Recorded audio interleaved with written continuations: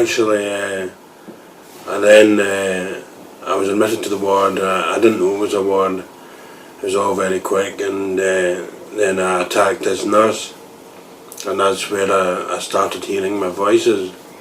Right, so that's when you started hearing your voices? That's the thing, I wasn't admitted for voices, but okay. I started hearing voices when I attacked Anne MacDonald.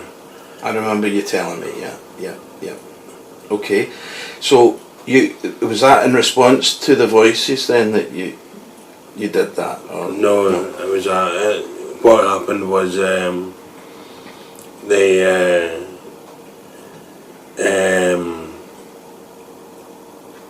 jagged me. The main charge nurse, or I don't even know his position, he administered a jag to me. He wanted me jagged, and I then complained. The following morning, I hit Anne MacDonald on her head, and she went down.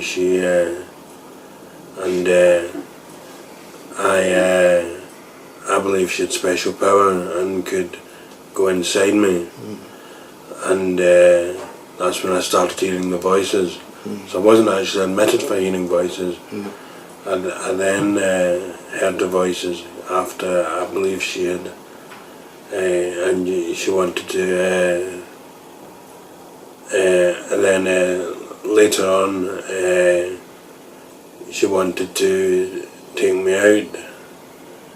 She wanted to get rid of me, kill me, and I get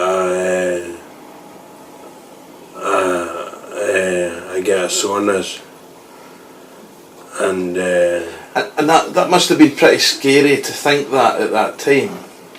Yeah. Yes. So a lot of how you were at that time was because you were scared about what you were thinking. And yes. Well, I went to the ward and I didn't know anything about mental health, and they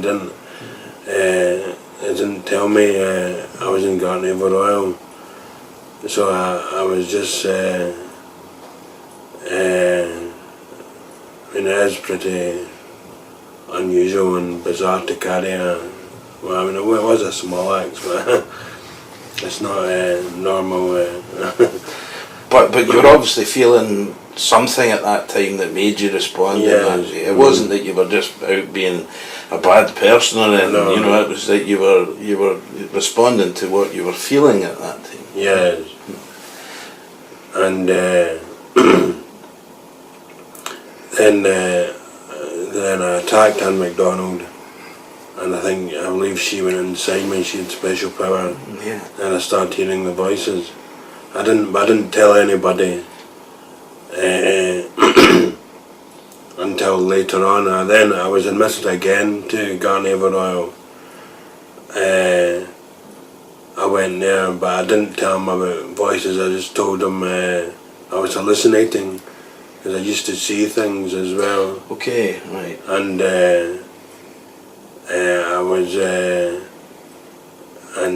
I was seeing things, and they just put it down to hallucinations. But then I went home to my parents' house after the first time. Was that a good place to be? Yes, well, it was. Safe? Yes, fairly, yes.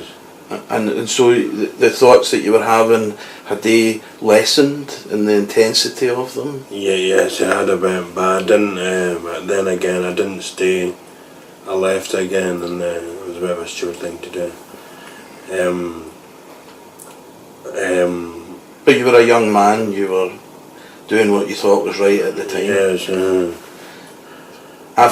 Thinking about things afterwards, sometimes, think, well, if you'd thought that way at the time, but who knows, Yeah. Can I ask you a little bit about, and we spoke about this the last time, and you've got, again, just be sure that you're okay to talk about the things that we're mentioning, but you've said a few times to me, and we spoke last time about the voices that you were, remind me, do you recognise that voice as being somebody in particular? Or? Yes, it's Anne's voice. Okay, so you hear Anne's voice, yeah, and it's quite clear?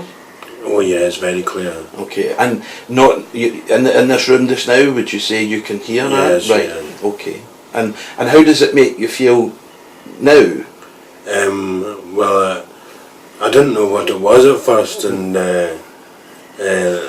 I mean, people would ask me, "Are you hearing voices?" And I didn't really know much about mental health, so I just said no. But I was hearing it. It was only later on I actually I started to tell people, yes, I'm hearing voices, and that was a few years ago now. And I told my dad, And everybody sits up then and takes great notice in what's happening, whereas for you it's been happening for quite a while. And yeah.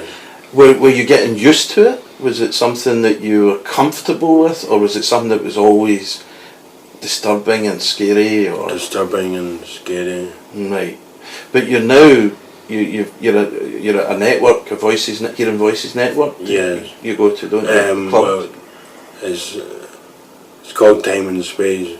Right, and there's a lot of voice hearers. Yes, a lot of them. So it must be reassuring, I would think, to have other people who have similar, if not the same kind of experience, but similar. How do you feel about hearing voices now? Well, I'm a lot more scared because the voices went physical. Anne said she was because I messed up her mind.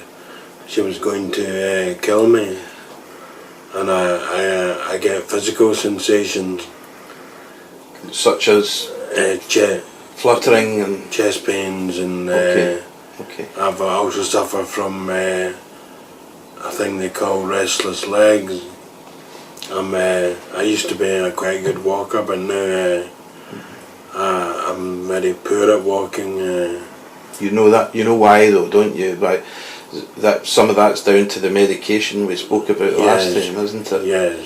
That you get that restlessness sometimes with the medication. Medication, yes. You're looking well. Think so. You're looking well, yeah. Thank you.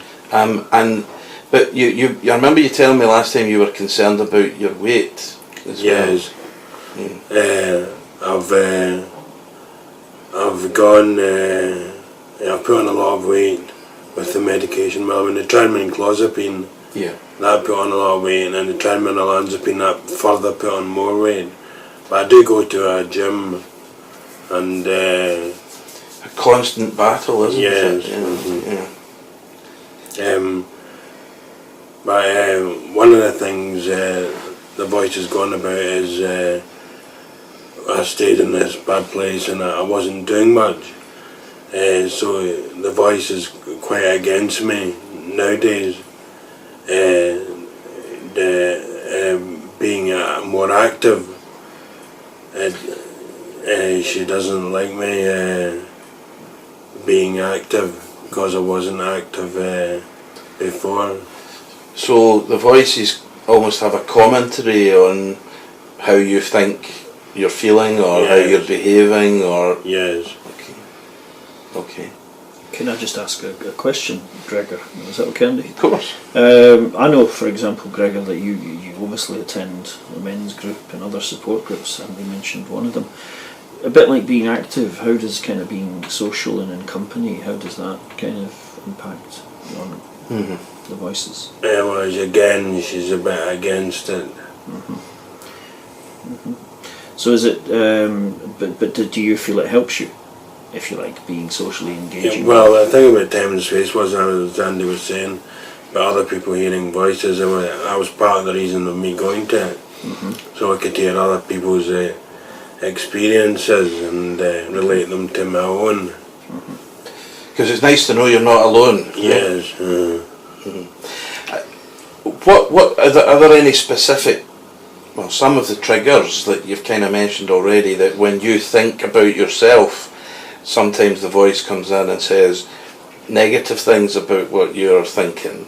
That right? Am I Yes. paraphrasing right? Yes. Are there any other sort of triggers that you can think that the voices are come in more or are more negative, or is there anything that really starts that off that you can identify, or is it just? Well, it's just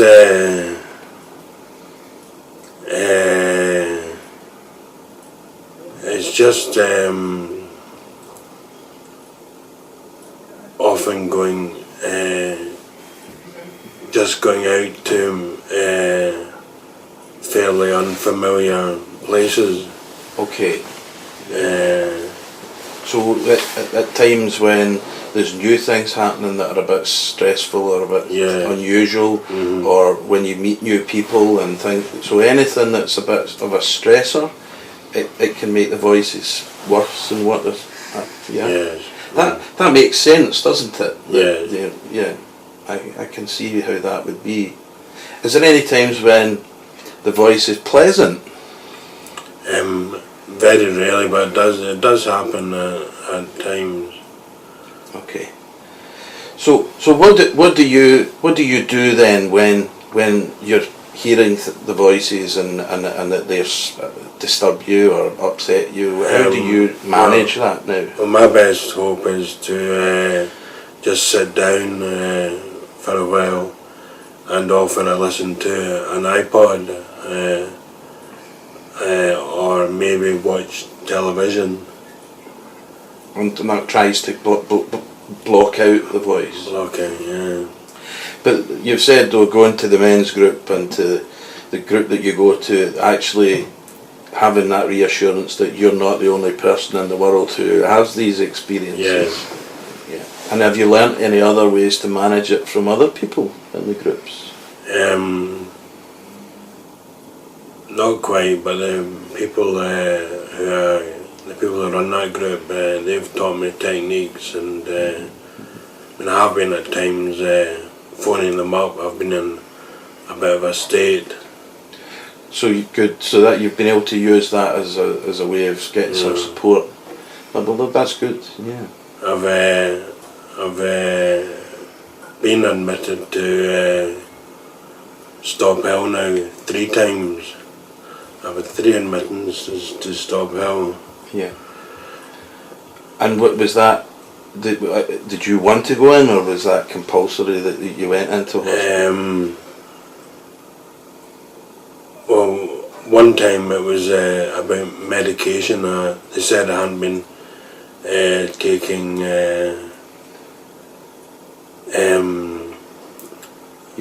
Your medication properly, and that was when I was on the clozapine, and it was a complicated thing to take. You always had to have blood samples taken, and the medication had to be specially prepared from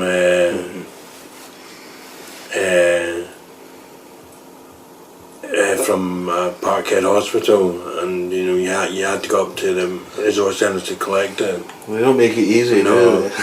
So I'm bet they got me on olanzapine now, and Is that working okay? well, I don't know really, but it's easier to take. The chemist actually delivers it. Just a tablet now, and So once I was admitted to Stop Hill, I was really for not taking medication. They have a word for it, but I can't remember what it was. But also the doctor said, would you feel safer? The junior doctor said, would you feel safer in the hospital? And do you sometimes? Well, I thought I'd give it a go, and but I didn't really quite feel safer. Because it's another unusual setting. It's not Yes. home. It's not where you've got everything that is yours around you. Yeah. And you've already said that new things, stressful things, sometimes make you feel worse. And I had a queer landlord when I stayed in the West End, this rundown place, and that didn't help either. He was a foreigner and not good. Okay. How do you spend your day now then? these days I go to the gym twice a week, and I go out with a GAMH support worker on a Tuesday. Familiar faces. Yes, and we could do things like bowling or pool or going to a museum. Are they good distractions? Can you concentrate on doing those activities without the voice? Well, I generally get the physical symptoms. Right. So often I'm a case of just getting a taxi home, you know. Okay. And is home safe now? Does that feel good? Yes. To be able to go in and close the door and that's you're safe? Yes, I get my iPod on and Good. and then I've started going to GAM Mental Health Network, the men's group. That's a Friday afternoon, and I also go to the Voice. Well, it's not actually called the Voice Hearing Network. I actually went to the Voice Hearing Network. That's what it was called. Okay. But that closed down. But then I found this other one, Time and Space, and I went to that. And you got some good friends there? Yeah, good. I know quite a few people there. Yeah. Good. If I was to say to you, where would you like to be now? What would be the best place for you now, in your own mind, and where would that be? What would you think if I was to say, shoot for the moon, and what would you like to have? Well, probably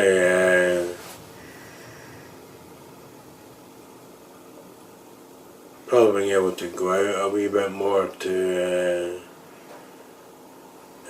places, and maybe even a part-time job. That'd be good, wouldn't it? Yeah. Yes. Yeah.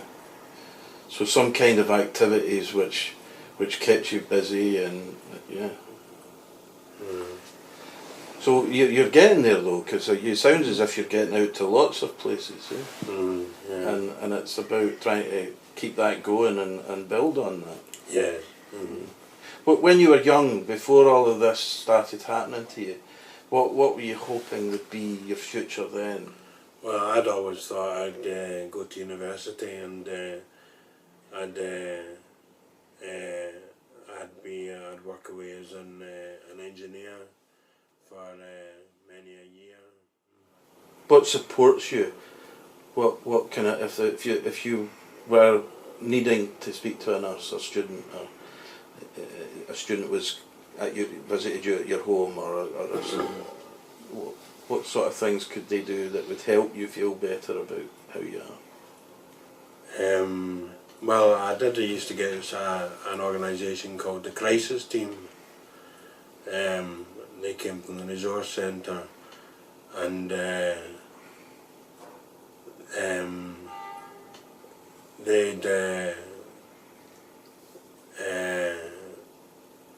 I'd explain about Anne, and I think the best thing they used to do was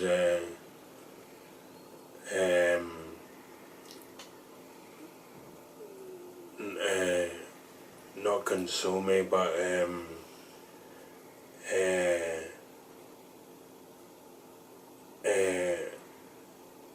calm me down, kind of, and kind of they'd listen to what I've got to say, and if they could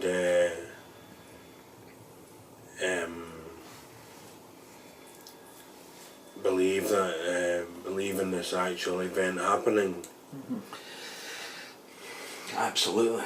I think, and maybe if I help thinking how I would, as a nurse, too many times people get all excited about the fact, oh, voices, hallucinations, you know, and that becomes the focus of everything. Whereas you're much, much more than a voice hearer. as a person. There's a lot more to you. Yeah. But to recognise that if the voices that you're hearing are upsetting or disturbing or frightening or scary, to say, well, we're going to look after you and keep you safe. Yeah. Well, that's the kind of thing I'd like to hear. The comments there that you'll be okay, and you'll be safe here, and nothing's going to happen to you. Also, just to accept that that's your experience, isn't it? Yeah. You are hearing voices that, Yeah. and sometimes they're all right and you can manage it, and sometimes it gets a bit too much, and Yeah. that's times when hopefully you'll be able to find some support. Yeah. Yeah. I get